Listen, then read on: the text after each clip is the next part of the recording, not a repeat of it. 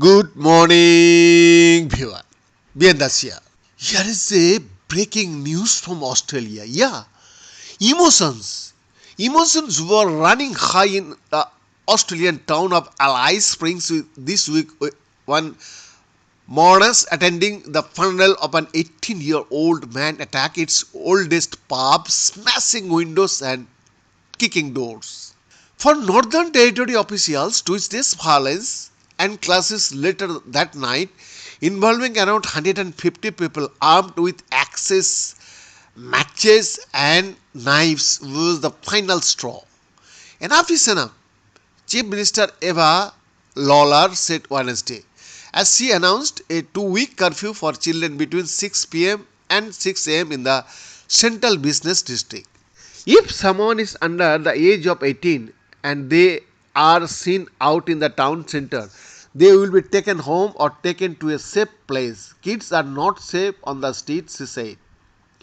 Since then, relatives come and return to Alice Springs or Mapontoa, its traditional name, but debate has raged over the effectiveness of the emergency measures that some described as a knee-jerk response to complex social issues. Yeah, some indigenous group and leaders have backed the action as a necessary circuit breaker, but others say what local children need is support, not more policing in a country with a low age of criminal responsibility and high rates of incarceration for indigenous youth.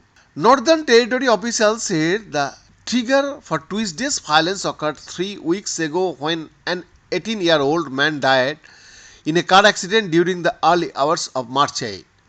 At the time, local news reports said he was sitting on a door of a suspected stolen vehicle when it turned a corner and rolled up on top of him. 8 people fled the scenes. Darren Clark, founder of community group Action for Allies, said youths rampaged through the town on Tuesday, smashing windows before attacking the Todd Tavern, a well-known hotel and bar. He said the group appeared to be seeking retribution. They are looking for the driver of the car. So that's what this is all about, Clark told radio station 2GB Sydney. According to police, the mourners in Alice Springs came from Utopia, a region around 230 km to the northeast that's home to several large Aboriginal communities.